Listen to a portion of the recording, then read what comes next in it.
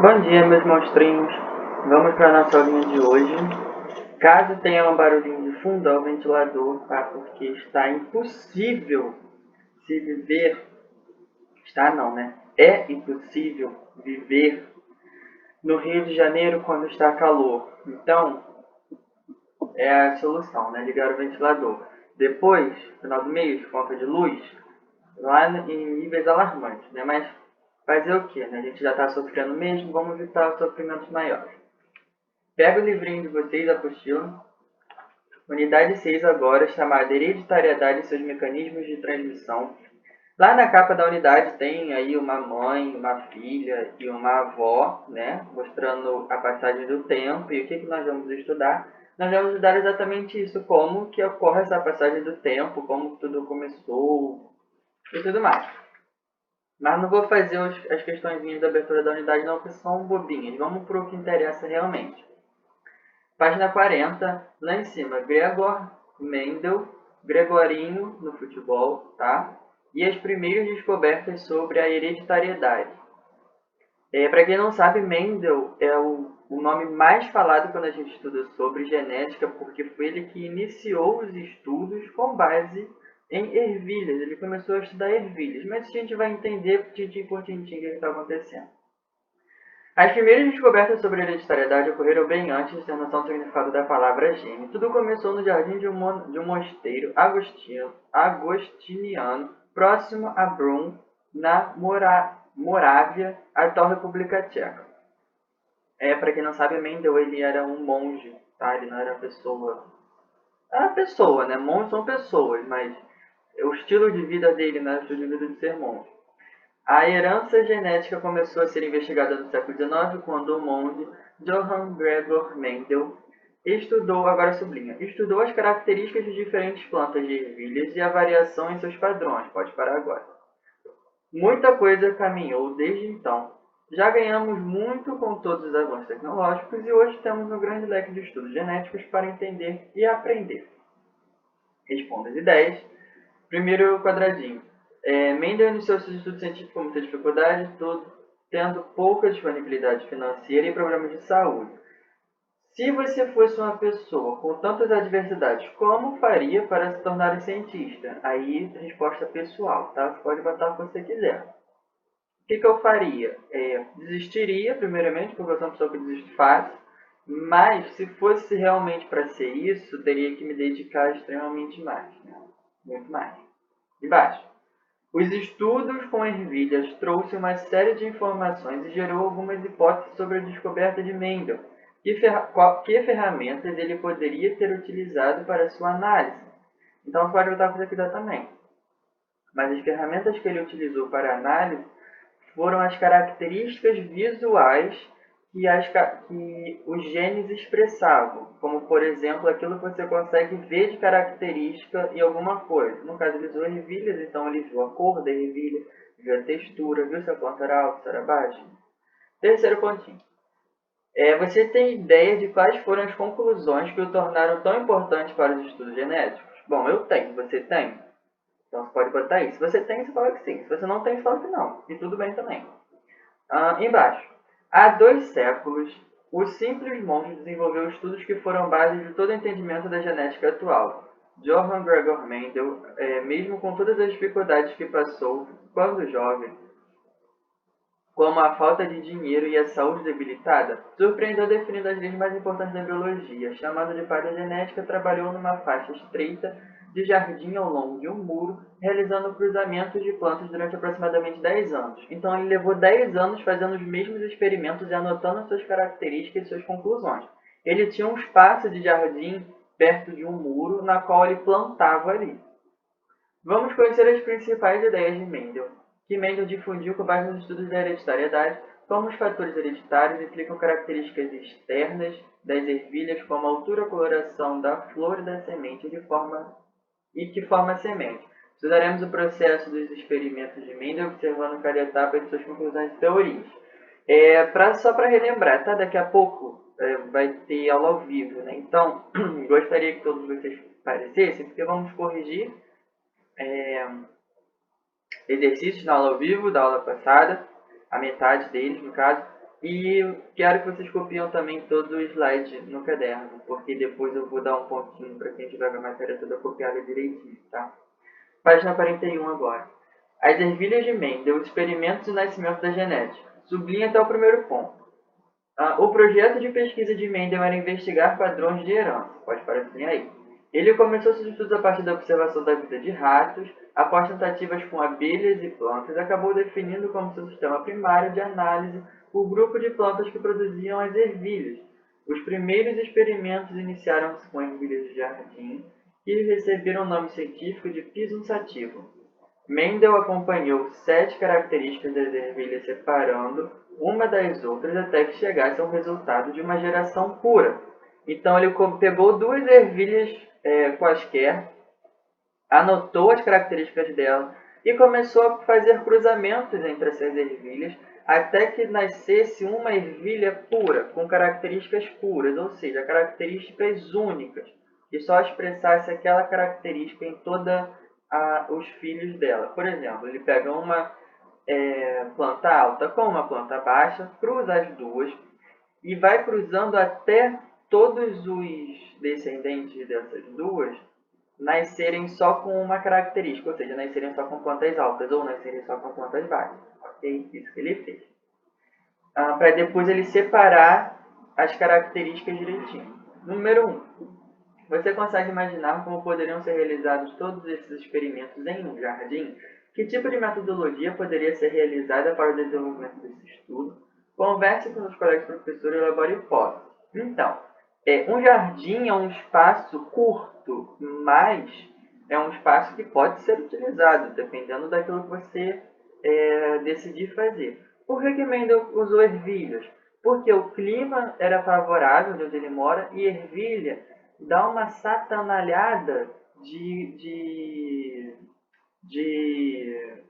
como é que é, gente? Não é de filhas. É porque eu tô querendo chamar a ervilha de filha. Dá uma satanalhada de filhas, de descendentes, entendeu? Então ele tem muito material para poder analisar e catalogar. Então por isso que ele escolheu a ervilha. Então é só botar aqui. A metodologia científica dele incluiu a observação e o bom aproveitamento do material que ele tinha. Só isso, tá? Embaixo. A análise de Mendel foi bastante criteriosa. Em sua metodologia, ele selecionou algumas características para acompanhar o desenvolvimento de ervilhas e apurou linhagens que tivessem alguns aspectos diferentes, como a altura da planta. Sublinha agora o parágrafo todo. Após vários cruzamentos, Mendel foi juntando as plantas mais parecidas e observando todas as características herdadas. Assim, conseguiu estabelecer novos cruzamentos, formando gerações cada vez mais puras. Testou e registrou todas as características que apareciam até chegar a um padrão de herança, que foi o que eu falei. Ele pegou 2 plantas e foi cruzando até que as plantas manifestassem uma só característica. Mesmo com a comunidade científica da época não dando valor ao trabalho de Mendel, esse período foi marcado como o início dos estudos de uma nova ciência chamada genética.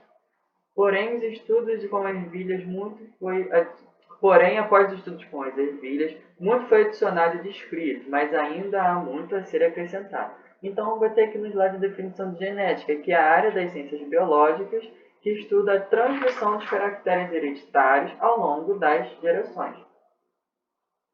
Página 42. Resultados e conclusões de Mendel. Um legado para a biologia. Mendel estudou a herança a partir da seleção e observação de 7 características em ervilhas que seriam apostas de uma das outras e de fácil visualização. Então, quais foram as características que ele viu? A cor da flor pode ser roxo ou pode ser branca. A forma da semente pode ser redonda, pode ser enrugada. Cor da semente, amarelo ou verde, que eu acho engraçadíssimo, porque aqui no meu livro, tanto amarelo quanto verde tem a mesma cor, porque o livro está todo zaralhado também. A cor da vagem, verde ou amarela, também aqui é a mesma cor. A forma da vagem, inflado ou em constrição. A altura da planta, se ela é alta, se ela é baixa. E posição da flor, se ela é axial ou se ela é terminal. Axial são flores na ponta. Lá na ponta, lá no cume da flor. Tem uma flor aí. Pelo menos eu acho que tem, eu deveria ter. E terminal são flores do ladinho. Ele definiu duas características também, duas classificações, como dominante e recessivo. Vou chegar nessas classificações mais ali embaixo. Antes de analisar qualquer cruzamento, Mendel se certificava para selecionar a planta que seria estudada. Então, elegia o indivíduo que fosse puro após várias gerações. Como exemplo, deixa eu levantar aqui para ler melhor. Vamos pensar primeiramente na característica forma das sementes de ervilha. Depois de realizar a autofecundação, ela deveria produzir somente plantas com sementes lisas. Número 1. A gente já vai entender o porquê, tá? Número 1. Você já ouviu falar em genes dominantes e recessivos? Sabe como poderíamos definir com base na aparência o que aconteceu no exemplo citado anteriormente? Qual característica foi dominante em relação à outra? Converse com os colegas do professor. Você já ouviu falar sobre dominante e recessivo? Se já ouviu, bota sim. Se não ouviu, bota não, tá? Como poderíamos definir com base na aparência o que aconteceu no exemplo anteriormente citado? Então, como podemos definir que uma característica dominante, ou seja, um gene dominante, vai se sobressair ainda que exista outro gene recessivo? Já o gene recessivo, ele só vai expressar a característica quando o outro par de gene for recessivo. Ponto.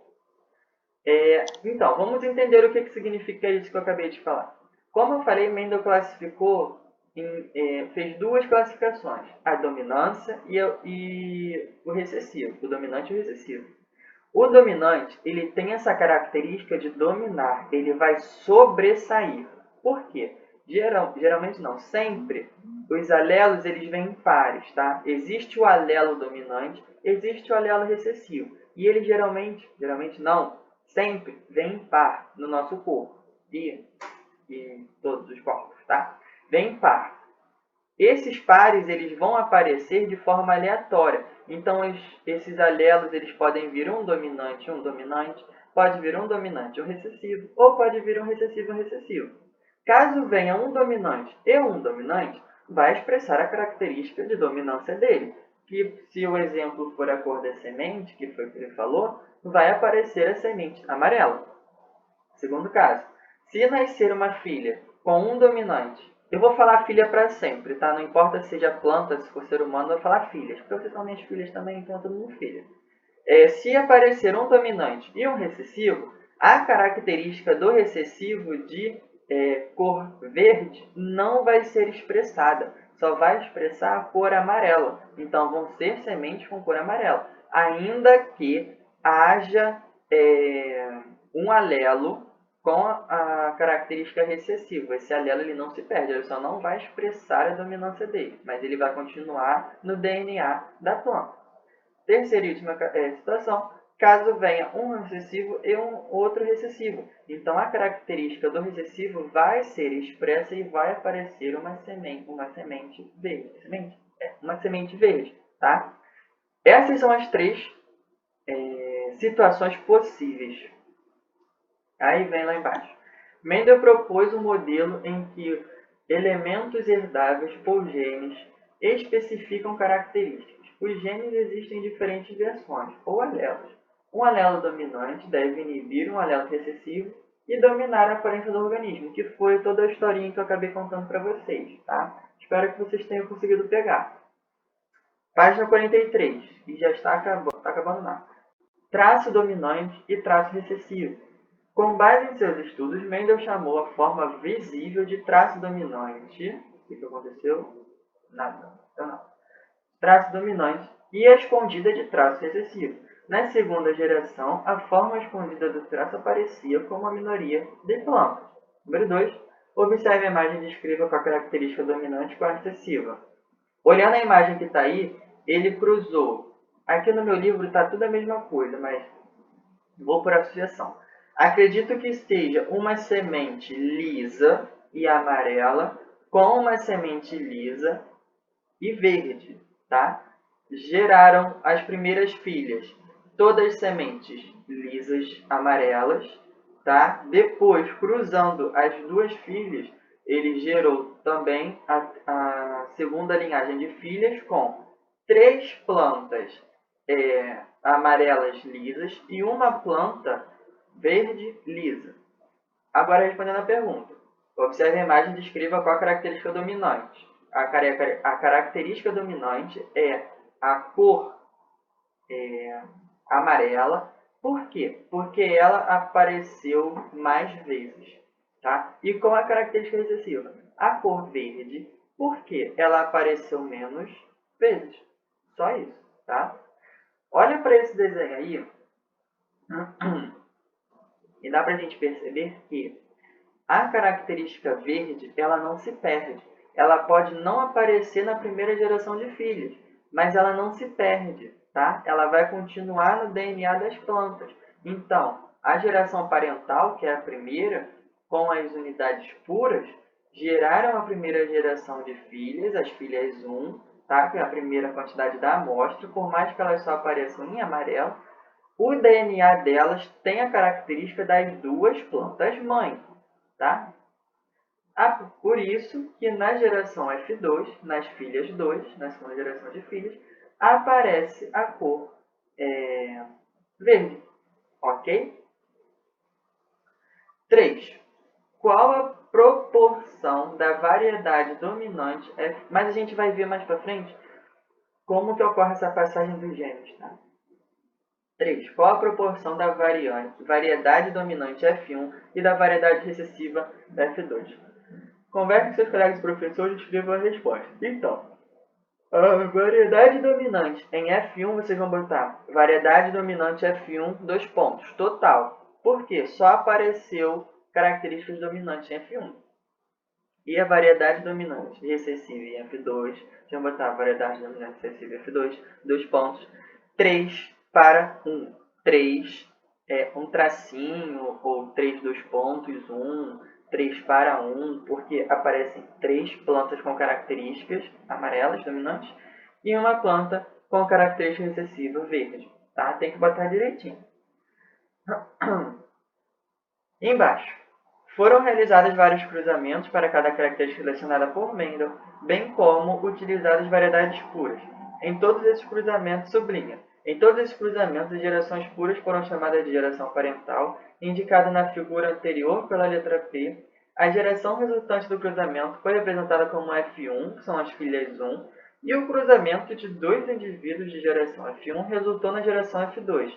Como podemos observar, pode parar de olhar. Como podemos observar na figura, a geração F1 não houve presença de sementes verdes. Já na geração F2, houve um indivíduo com sementes verdes para 3 indivíduos com sementes amarelas.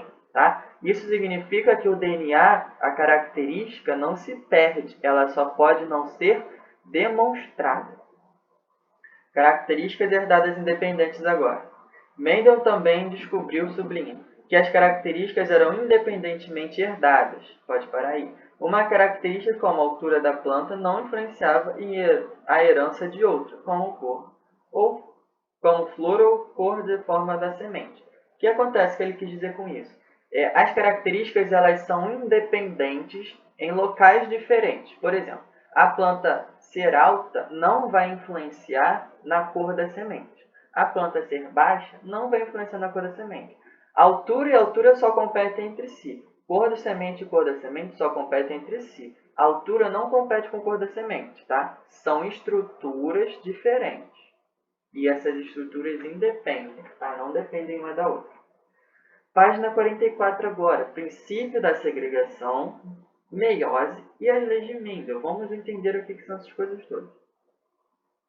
Quando Mendel observou que a característica de sementes virgens na geração F1 fica encoberta na geração F2 e ocorre a predominância das sementes amarelas com proporção de 3 para 1, ele concluiu que cada característica hereditária é determinada por 2 fatores, um do genitor paterno e outro do genitor materno. Então você herda uma característica do seu pai e uma característica da sua mãe, tá? Seja você planta, animal, ser humano, enfim.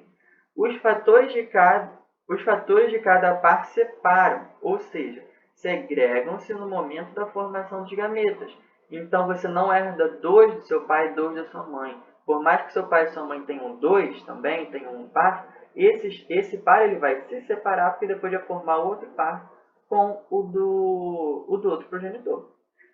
Quando um organismo produz gametas, cada gameta recebe apenas uma cópia de cada gene, que é selecionada aleatoriamente. Isso é conhecido como lei de segregação. Tá? Eu botei aqui no slide também que é lei de segregação.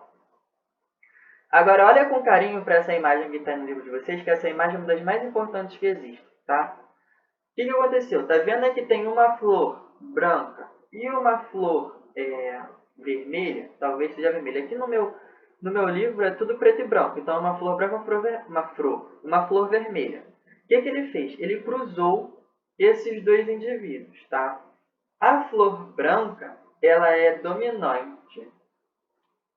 Não, pera. A flor branca, ela é recessiva branca, então ela vai aparecer menos. A flor vermelha, ela é dominante vermelha, então ela vai aparecer mais.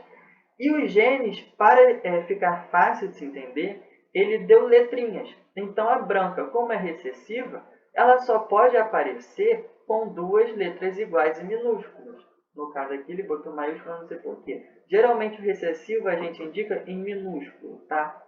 Então, fica ali WW, que foi a letra que ele escolheu. Podia ser qualquer letra, tá? Podia ser A, B, X, Y, Z, qualquer um. Só que ele escolheu dois Ws e tem que ser dois iguais, tá? Para demonstrar o mesmo gene. E a primeira geração ela é parental, ou seja, ela é uma geração pura. Então, ela vai ter sempre as duas letras iguais no início. Já a vermelha, para se ter uma flor vermelha, existem dois casos. Caso os genes tenham as duas letras maiúsculas, que são as duas dominâncias, então as duas dominâncias vão demonstrar a característica dominante, que é vermelho, ou tendo uma letra maiúscula e uma letra minúscula. Só que, nesse caso, por ser geração parental, e a espécie é pura, é uma geração pura, então vai ser as duas letras maiúsculas, tá? Não vai ser minúsculo, não vai ter minúsculo, porque quando tem minúsculo, quer dizer que já houve a miscigenação, já houve um cruzamento antes. Então, ele não quer isso. Então, ele vai cruzar as duas letras maiúsculas também. Na geração F1, dá para se formar 4 situações diferentes. Por quê? Eu tenho dois genes da mãe e 2 genes do pai. Combinando esses 2 genes, eu vou dar 4 filhos. Tá? O primeiro filho vai nascer vermelho. Por quê? O recessivo da mãe não vai... O primeiro recessivo da mãe e o primeiro recessivo do pai. Então, o pai, eu vou chamar o vermelho de pai, tá? Então, o pai, ele vai expressar a característica dele, porque o da mãe é recessivo, então o dominante vai sobressair. Agora, o primeiro recessivo da mãe ainda com o segundo dominante do pai. Vai ser vermelha de novo, porque o dominante é que vai expressar a característica. Agora, o segundo recessivo da mãe com o primeiro dominante do pai vai expressar vermelho. Por quê? Porque o dominante que vai sobressair. O segundo recessivo da mãe com o segundo dominante do pai vai expressar vermelho também, porque o dominante vai se sobressair, tá bom? Então, a primeira geração, as minhas filhas 1, só vão nascer vermelhas, mas elas vão ter os genes da mãe também. Não vai nascer nenhuma com a cor da mãe, porque o da mãe precisa dos dois genes recessivos para se sobressair, e como tem um do pai, que são os dois, que é o dominante, então vai sobressair o do pai, tá? Agora, se eu pegar 2 filhas e cruzar, que é a geração F2, pegar essas 2 primeiras aí, eu vou ter o primeiro recessivo da filha da primeira com o primeiro recessivo da filha também. Aí já vai me dar uma flor branca, tá? Depois eu tenho o primeiro recessivo com o segundo dominante, vai dar uma flor vermelha. Depois eu tenho o primeiro dominante com o primeiro recessivo, vai dar uma flor vermelha. Depois eu tenho o segundo dominante com o segundo dominante, vai dar uma flor vermelha.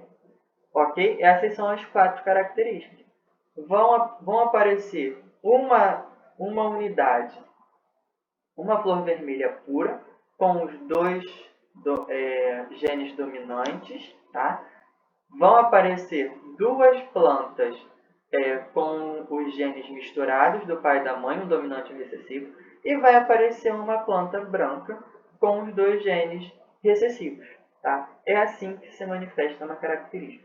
Caso não tenha entendido, volte ao vídeo ou aguarde a aula ao vivo, que agora vai ter aula ao vivo, né? Então eu explico melhor na aula ao vivo, caso não entenda.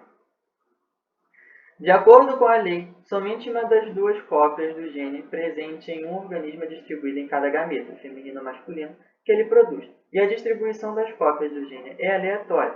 Quando um gameta feminino e um gameta masculino unem-se pela fecundação, eles formam um novo indivíduo, cujo genótipo consiste nos alelos contidos nos gametas.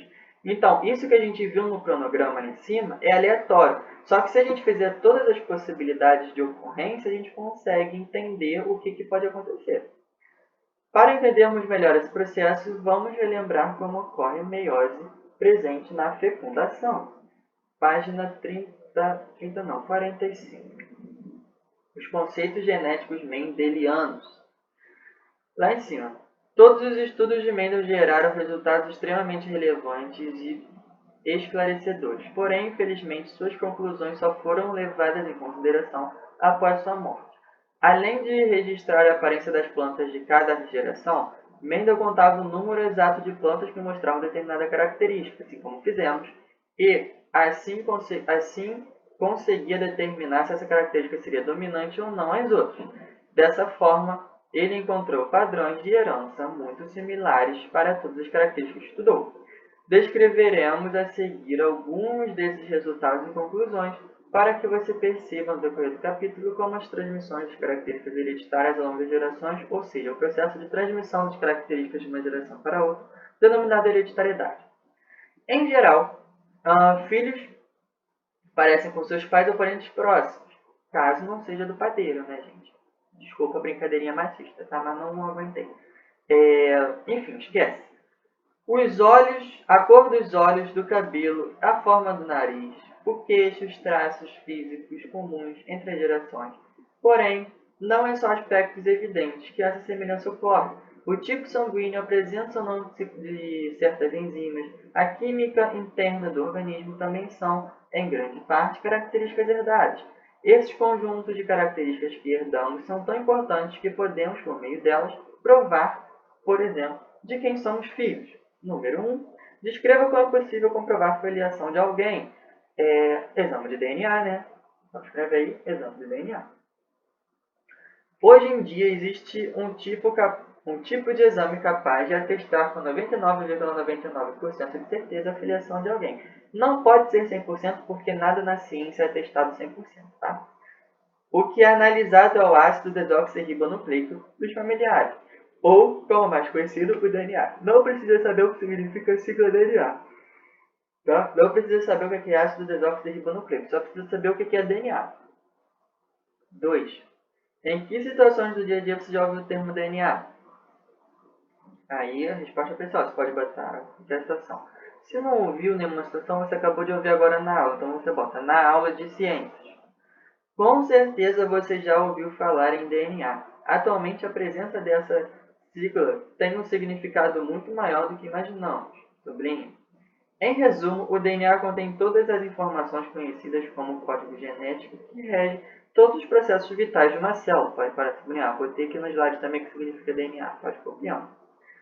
Como você já sabe, para que um casal gere um filho é necessário inicialmente que um espermatozoide penetre um óvulo. Quando isso ocorre, afirmamos que houve fecundação do óvulo, dando origem a uma célula ovo-zigoto, a primeira célula de um novo ser vivo.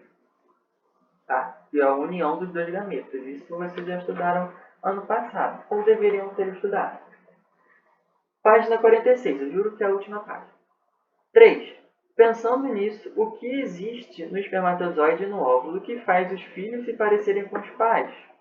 Então, o que existe neles são os genes. Tá? Você herda um gene do seu pai, um gene da sua mãe, assim como vimos nas plantinhas, na florzinha.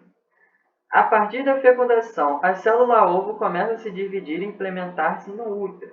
As divisões continuam nas semanas subsequentes, formando os órgãos e sistemas orgânicos, chegando a somar trilhões de células.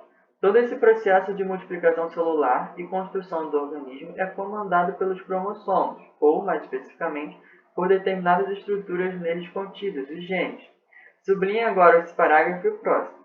Os cromossomos, que é assim que faz cromossomos, né?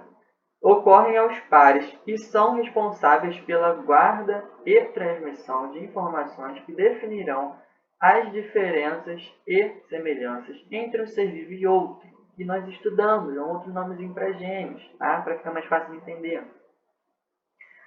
Todas as células do corpo humano, exceto os gametas, são denominadas células diploides. Então, diploide, di vem de 2, que já contém os 2 cromossomos. Se ela já contém os 2 cromossomos em cada célula... Eita, peraí que eu me perdi aqui. Todas as células do corpo humano, exceto os gametas, são denominadas células diploides. Di por quê? Porque tem as 2 características já. Se tem as 2 características, elas contêm 46 cromossomos, tá? A quantidade normal de cromossomos por célula no corpo humano é 46 cromossomos, exceto nas células dos gametas, porque tem que ter metade. Porque um gameta vai se unir com outro gameta, juntando os 2 gametas, juntando os 2, 23, formam 46. Tá? Só por isso. E essas células dos gametas são chamadas de células haploides. Então, diploides vem de 2. Então, já tem os cromossomos, já tem os 46 cromossomos juntinhos. Tá? Os gametas são células haploides e apresentam 23 cromossomos. Assim, na geração de um novo ser vivo, o pai contribui com 23 cromossomos do espermatozoide e a mãe com 23 do óvulo. Cada um com uma característica diferente. Cada cromossomo expressa uma característica diferente, tá? No núcleo das nossas células estão todas as informações hereditárias do DNA cromossômico. Nesses cromossomos existem milhares de genes, e cada um ocupa determinada posição, denominada locogênese. Como existem centenas de milhares de genes no corpo humano localizados nos cromossomos, também há a possibilidade de inúmeras combinações, resultando na diversidade de características. Essas combinações e conexões genéticas resultam no código genético e determinam como cada ser é. O código genético funciona como um arquivo com instruções bem precisas sobre o crescimento e a formação dos órgãos e o funcionamento do organismo de um indivíduo. O conjunto de genes contidos nos 23 pares de cromossomos compõe o código genético de um indivíduo, com exceção dos gêmeos idênticos ou univitelinos. Não há naturalmente 2 pessoas no mundo com o mesmo código genético. Então, pelo nosso código genético terem milhões de genes e a gente poder expressar milhões de características diferentes combinadas tanto com o nosso pai quanto com a nossa mãe, não existe, ou melhor dizendo, a possibilidade é tão pequena e tão próxima do zero de nascer uma pessoa idêntica a você no mundo, que as pessoas elas não computam isso, tá? Mas existe sim essa possibilidade, só que ela é muito próxima de zero. Então a chance da ocorrência é quase nula, tá? Com exceção dos gêmeos idênticos, que são os gêmeos univitelinos que nascem na mesma placenta. Eles são do mesmo sexo, especificamente, e vão gerar também as mesmas características. Número 4. Talvez você esteja se perguntando, e quanto aos vegetais e os outros animais? É possível que um gato, por exemplo, tenha o mesmo código de outro gato? Converse com os colegas sobre isso. Então, não é possível não, tá? Tanto em animais como em vegetais. Não existe nenhum vegetal, nenhum outro animal parecido, tá? Idêntico no caso. A não ser que esse vegetal ou esse animal seja gêmeo univitelino, tá? Fiquei com uma dúvida aqui agora. Não sei se planta pode ter gêmeos, tá? Univitelinos, no caso. Não sei se uma planta pode ser gêmeo univitelino da outra. Posso pesquisar e trazer depois. Mas fiquei com essa dúvida agora. Mas gato pode. Gatos e outros animais podem ser gêmeos. Nesse caso, se os gatos forem gêmeos, então eles vão ser idênticos sim. Vão ter o mesmo código genético. Se não forem, então não tem essa possibilidade. Então faz a respostinha. É possível que somente se os gatos forem gêmeos idênticos, tá? Univitelinos. Caso não sejam, não há possibilidade de nascer um ser vivo ou um organismo idêntico ao outro. Você já sabe que nas espécies de reprodução sexuada, os descendentes resultam no encontro de gametas produzidos pelos pais e o número de cromossomos se mantém ao longo das gerações. É só uma observaçãozinha. Agora eu vou terminar aqui, porque eu já dei a metade da nossa matéria, tá? Eu fico por aqui, então, e tchau, tchau.